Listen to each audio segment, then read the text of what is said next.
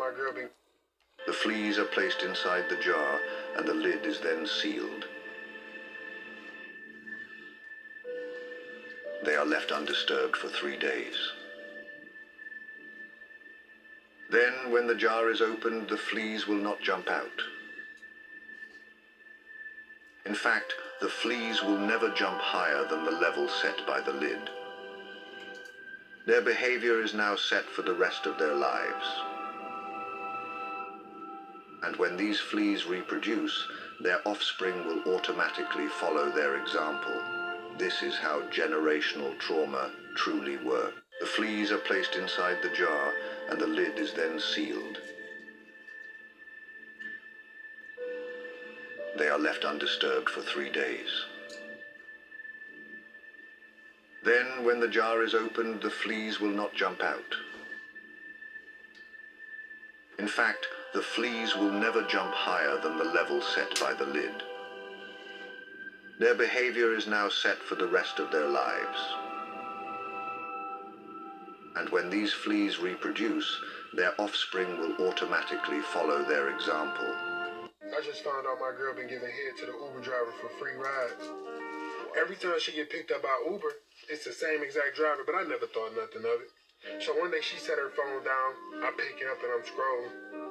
And I see she got Uber saved in her contacts. So I go through and I see that she always negotiating head for rides with this same person. So I go to her, I'm like, yo, what's this? Why is you got this person in your phone saved as Uber and you giving them free head for rides? She said, man, listen, I didn't want you to find out like this, but you haven't been providing like you should as a man and times been hard, so I had to do what I had to do. Say less. Whole time I only didn't have money because we've been hiding her immigrant family in our house. So I called ICE. They raided my house, took all 5 of her family members and deported them. She's sitting there looking at me like, oh, I can't believe you would do this. I can't. I'm just being a man and doing what I gotta do so we can have money. He dog uncle. He tripping for that.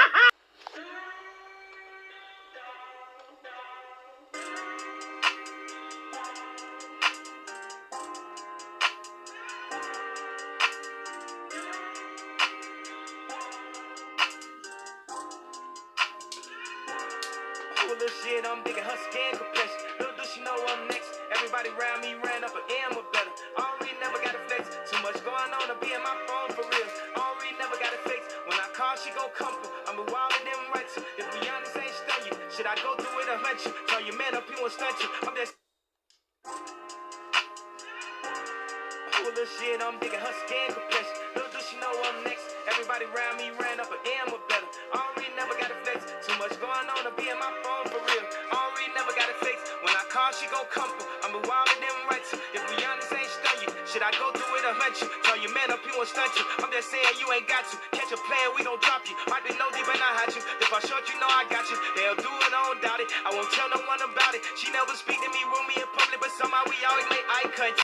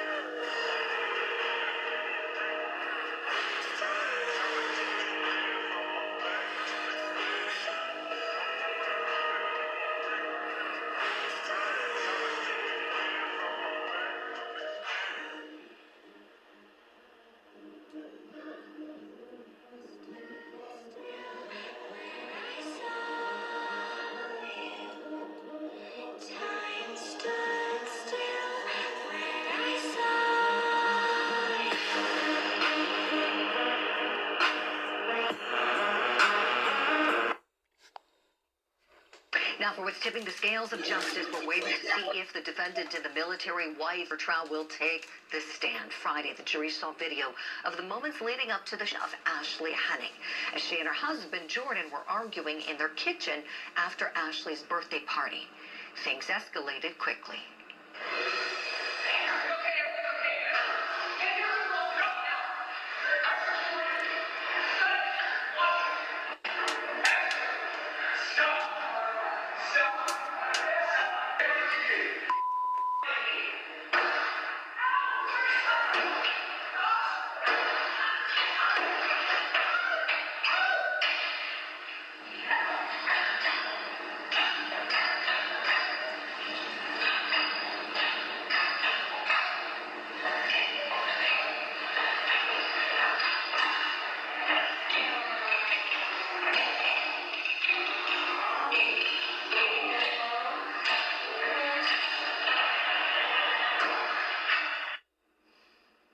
Absolutely horrific what's seen in that video. And Henning could be seen crying in front of the jury while... How do you shoot your wife 4 times and you're about 6'2", buff, in shape? You can't control a black woman. You're afraid. You're terrorized by her words. You mean the black man can take their words and their physical abuse and have their kids ripped away from them and be put in jail multiple times, and we won't do what you did? But you took what? Couple of years of what? And you had to slay her like a wild beast, like an animal, like a stranger, like you didn't even know her, like an enemy. That video was being played. So what is testifying going to do for him? You know, when we... It's going to get him a sentence where he doesn't go for life, more than likely, or, you know, get good probation or some shit, because he's going to say, I'm sorry, and I cry, I feel remorse. I'm remorse. I didn't know. I was temporarily insane, but I spit on her after I shot her the last time. You only spit on people you truly have hatred for. How'd you marry somebody you have hatred for? And you'll put them down like a dog. Heard that 911 call before seeing the video. You know, he talks a lot about how he is the victim of abuse, right? Saying he's been abused by his wife for years and just couldn't take it anymore. Then you see the video and it paints a very different picture.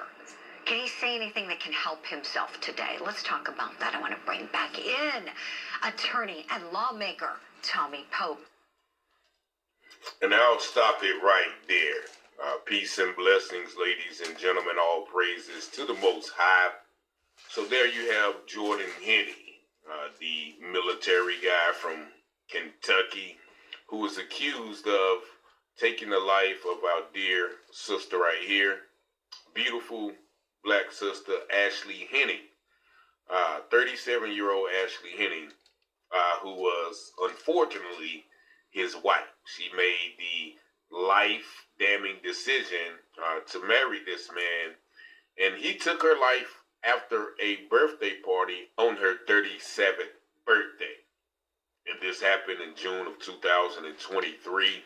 And last week he was on trial a couple of weeks ago, claiming that he suffered years of emotional and verbal and physical abuse, which caused him to snap. And his defense was severe emotional disturbance, which did not get the conviction of first-degree premeditated unalivement, as you see in that video. But they gave him, the jury gave him first-degree manslaughter.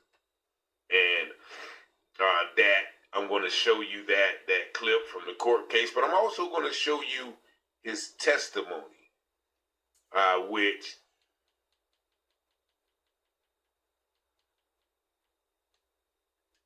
disdain and outrage for the jury's decision. Repeatedly coming back after his gun jammed and spit years for killing his wife, Ashley. Is that enough? The jury convicted Jordan Henning of the lesser charge of first-degree manslaughter, which really did surprise those who had been watching the trial and saw those damning and highly disturbing surveillance videos. We were all able to see how Jordan Henning chased his beautiful wife the night of her birthday, hitting her repeatedly, coming back after his gun jammed and spitting on her. Ashley's friends and her birthday, hitting her repeatedly, coming back after his gun jammed and spitting on her. Of her birthday, hitting her repeatedly, coming back after his gun jammed and spitting on her. Ashley's friends and family were in distress over what they considered a very lenient sentence, and we saw Ashley's cousin not holding back his disdain and outrage for the jury's decision. I have one more thing to say. I've served this country for almost 22 years. 22 years in the Marine Corps. I've deployed 7 times to a combat operation, combat zones. Served this country for almost 22 years. 22 years in the Marine Corps. I've deployed 7 times to a combat operation, combat zones. 9 times total deployed. And this is the justice that America gives me. It's unthinkable, unspeakable. It's disgusting. Thank you, John. Cowards. Every single one of you. Any cross-examination? Every single one of you are cowards. Prosecutors argued that after Ashley's birthday party, Jordan flew into a rage. His defense team said there was more to the story than the video showed. They made the argument that Jordan was a victim of physical and mental abuse and simply broke. Clearly. Imagine being able to claim a woman is abusing you and you get to shoot him down like a dog. I've never in my entire life ever seen anyone get that off. You know? Like, I could see if you like, it was back in the day, no footage, regular black woman, you know, not an actual veteran, and a veteran family at that. Like, you know, like, not saying that she wasn't abusing him. Stereotypes and stuff, you know? Confirmation. But it makes the man seem so weak that you needed to you couldn't use all your advanced combat training to subdue her. Oh yeah, I forgot. We don't get advanced tactics to subdue us. We get, you're doing something that everyone else is doing, but you're going to get judged like a wild beast. And that's it. The jury believed him in the story that he told on the witness stand.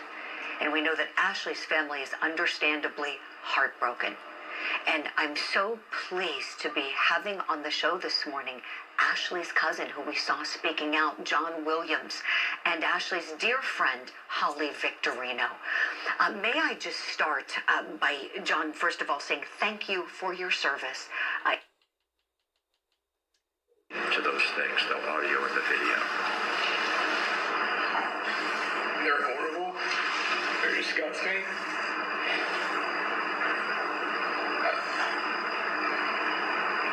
I destroyed lives that day, and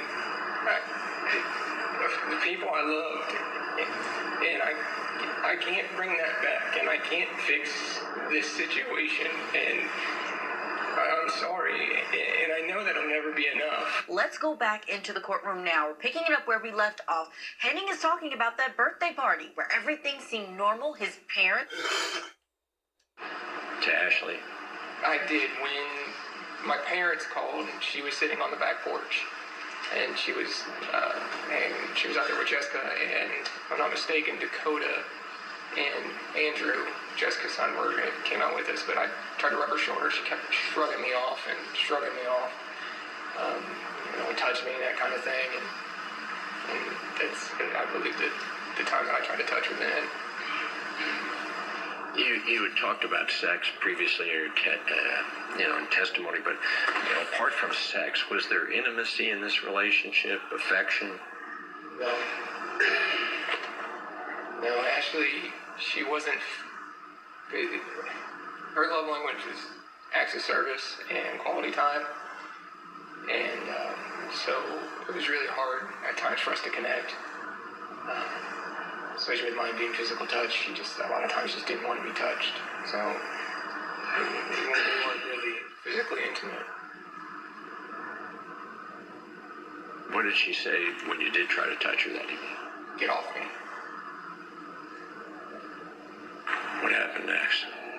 I took that phone call. Everyone was congregating in the driveway. Everyone starts to get in their car. And I walk over to Ashley, and we're waving and saying our goodbyes, and I put my hand up on her neck and her shoulder again, and she shrugged me off. She's like, "Stop touching me." Okay. And that's where you hear her start to go into the house on the video, and that's the events that followed. We go into the house, and